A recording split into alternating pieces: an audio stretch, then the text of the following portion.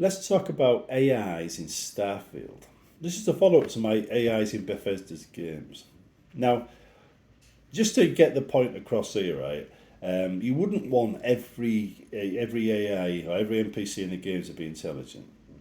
I mean, I'll give you a story now, right, about what happened when I did just that. I made a little mod for Neverwinter Nights, and I tried using the system to make a city as intelligent as possible, right down to the faction alignments. And I felt that was a masterpiece. Like, it working smoothly, everything would look like it was doing what it's supposed to do. I showed it to my 10 to 13-year-old son. He took a bow, shot one of them, and the resulting bloodbath left the city uninhabited.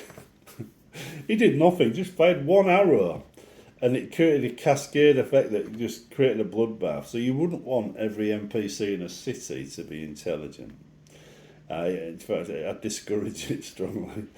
But you would want key characters to be intelligent, be able to make up their own minds. I mean, you imagine it.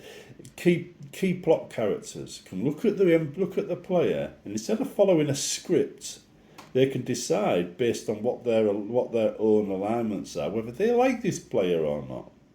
Right, based on what they see him do, what reports they get. If it's the head of a faction, you might have people watching the player. So if the player massacres a load of kids, you might think, if he's a bad guy, I like this guy. If he's a good guy, I don't want to touch this guy with a barge ball. In fact, I don't want him anywhere on my planet. You can sod off and make him a criminal on the spot and have people hunt him down, maybe bounties and stuff. And then you'd have dialogue to support the bounties. Based on the information the NPC's got on his character traits, because you'd build the character traits into an AI script and these likely reactions based on his alignment. So if he's a lawman and the player's a crook, his likely reactions might be to try and arrest the player. And to arrest the player, we might just have to get his health down to zero, and then he can throw the player in jail and take all his assets. You see, so you can use the system. So instead of dying, because it was the policeman that shot him, he's not dead. He's just got low health and he's thrown into prison. Right, so the AI could sit there, just watching the player, waiting for the player to break the law. And if he knows he's a bit dodgy, the AI might think, I'm going to follow him. I'm just going to follow him and watch him so he can't commit a crime without me knowing about it. And that might be a decision the AI comes to on its own. Then everywhere the player goes, which leads to the player having to try and get away from this AI. So the AI needs to be able to lose track of the player. So you'd have a command there that says, if the player gets more than so many meters away from you, you've lost him. You have to let him go and then revert to a search pattern. So you could use the AI functions there to initiate a behaviour pattern based on the profession. So you've got like commands that tell the AI, is this a good guy, is this a bad guy, what reports have you heard, what are the reactions can you have to those reports. If you don't see it, you've got no proof, follow. If you have got proof, arrest. Arresting is either by asking them to come with you peacefully, in which case they walk with you to the jail and walk in, right? You just say go in there, or they start a fight, and you've got to kill them to get them arrested. You don't necessarily kill them, you just wound them so they don't have any choice, and you drag them to the cell, right? So that's one of the functions. That function would be unique to a police officer, if you know what I mean. Now, it's all down to the commands and the way you use them. Commands are used to give the NPCs eyes and ears. If you think about an NPC, a companion, they're deaf, dumb and blind. They don't see anything in the world that isn't already told to them. Someone whispers in their ear, there's a dragon there now, say something about dragons. They couldn't think about it themselves, right? If you had an AI that was constantly scanning for threats, every time it sensed a threat, right, like say the sound of a dragon in Skyrim, it'd go, there's a dragon coming. It'd give the player some warning, if it saw it or heard it. Right, it says I think you'd have to have a chance of it failing to notice. Otherwise it'd be a 100% reliable detection system. Right, but in Starfield, when you're running around planets and stuff, if the AI's in your co-pilot seat, you could use the same routine for scanning for threats to see if you've got incoming fighters, bandits about to attack you. Or whether if you do an AI on a local level, and the AI is like familiar with everything in an area but not off world, just his own world, then he could be an expert in that world when you arrive, but know nothing about the rest of the universe until he went with the player to explore it. So you'd have to have a way of it gathering information, like where is spacebar so and so? Oh, that's on planet X, we need to go there, right? But until he goes to planet X, he wouldn't know about that, so he wouldn't be able to answer that question. So you get NPCs learn. The more you play, the more knowledge they gain, and the more interactive they become. Until eventually they don't know as much as the player does. They become a walking encyclopedia of information. So you could ask the player, instead of having an in-game help system, you just have an NPC you could talk to. So, but it all boils down to giving the NPC the ability to learn what you want it to learn. And like I said in a comment in a previous video, it doesn't need to know how to make toast. It only needs information relevant to its function in the game. So if its function to game is to assist the player, then that's the commands it needs. Commands that will assist the player. So you could have it make up medipacks or potions whenever they camp. So if they don't camp, they never replenish their medipacks. So in order for this NPC to function properly, the player would have to rest occasionally. So the NPC has a chance to do all these little jobs it needs to do ready for the next day's adventuring. It adds to the gameplay. Anything that adds to the gameplay makes the game better. Now, regarding the sort of things you might want to gather, you might want commands that, let's say, look, are you in location X, scan location X, remember the details. So he walks in, he looks around the pub, notices its name, its location, how many people are there, any important characters it sees in the pub, files it away in variables in its scripts. Later on, this says, where did we last see Bob? Oh, he was in Spacebar X 2 days ago. You know? So you go, all right, okay, so we know he hangs out there. So you go to that bar because the NPC recognised him, saw him there. And that would allow the player to, be a little bit more sleuth-like, Sherlock Holmes-like in investigating things, because the NPC would be his Dr. Watson. But you also might want, the NPC to be aware of who the bad guys are and where the hot zones are. And if he didn't know, and the first time you went to the zone where the bad guys would shoot at you, he would remember that, and then next time you go there, he'll say, "You remember what happened here? Last time we entered here, boss." Says, "Oh, if he's on from that planet and he knows that is a hot zone, he'll say, I wouldn't advise going in that area. That's run by a gang called so and so, and they will shoot on sight." So the player knows to be equipped. But he uses that as prior knowledge. That's not necessarily AI function, that's prior knowledge. He didn't have to learn that. But you need a command so you can learn that on other planets when he went to the other planets and found these locations. You might also know some places where you can get you can sell stolen items, and if he notices the player isn't completely lawful good in his approach to everything, he might say, "Listen, boss, I don't know how you feel about this kind of thing, but I can tell you where you can sell some stolen items if you want. I'll pick up some stuff cheap." Be a bit of a dodgy character.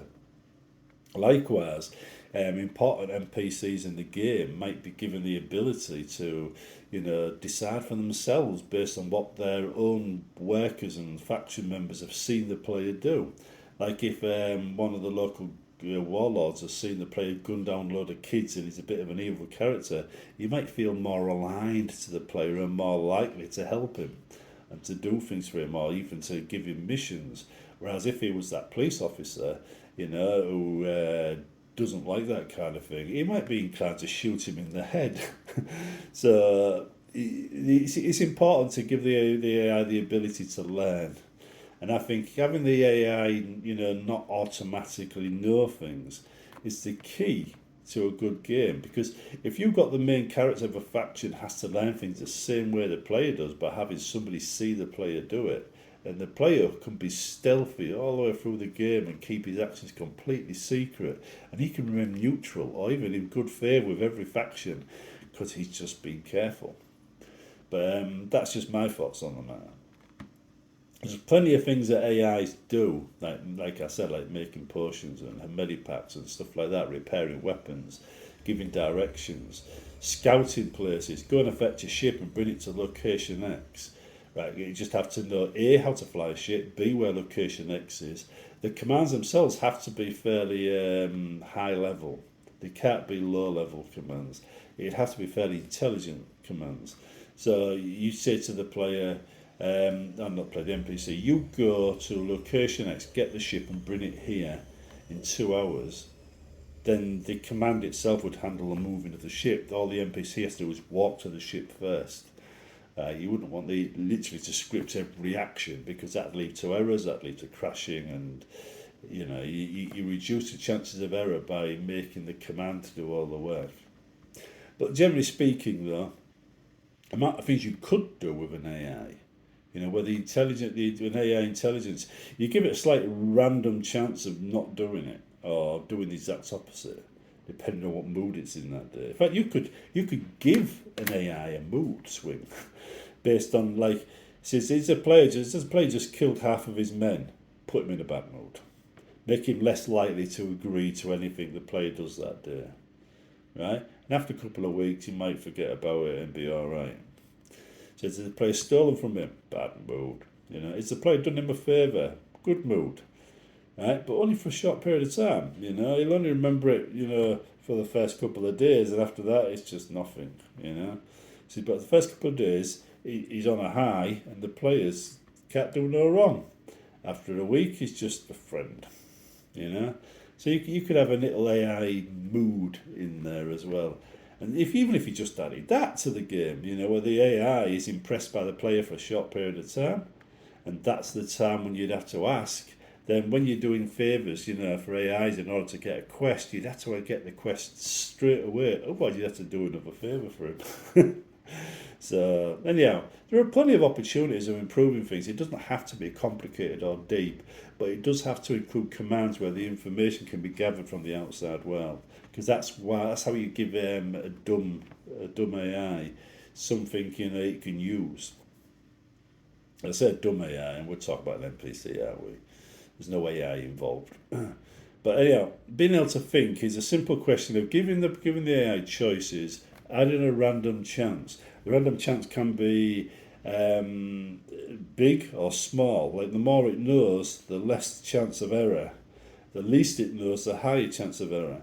And if you make a question system that uses a random chance, and you say, right, this NPC knows very little about this world, so he's got an 80% chance of being wrong, right? So you give it, like, a list of options, and you give it a percentage for each option, right? It says what percentage is needed to get this option right.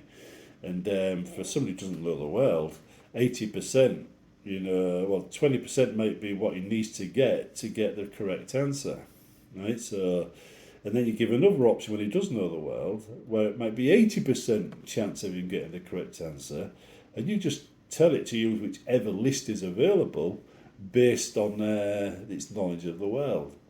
Right, so when it's coming down to making choices, the choices are made based on this random chance that is reflective of its experience of the location it's on, and not just given to it on a plate like it would normally be. So the player, and you ask the NPC a question, he might not necessarily get the correct answer. The NPC might later on learn the answer, in which case there's a conversation right there. Yeah, sorry boss, I was wrong last time, it's actually this, Everybody thinks they know everything until they learn a bit more, and then they think they know everything. That's a common human trait. Having NPCs that work the same way wouldn't take much at all. But you can make little AI brains to handle various decision makings and stuff like that. And depending on what you wanted it to do, you could give it an emotion chip, turn it into data from Star Trek. So its emotions were governed by how it felt about certain actions and what it saw the player doing. And just simply have this emotion chip cause it to react in certain ways. Like, if it's just killed a load of bandits, it might be on a high. Or it might be incredibly sad for a few days. And then cheer up later. Even that would make an AI feel more alive. Anyway, I'll chat to you later, and remember, right, it's all about gathering information from the outside world and then using it. See you in the next one.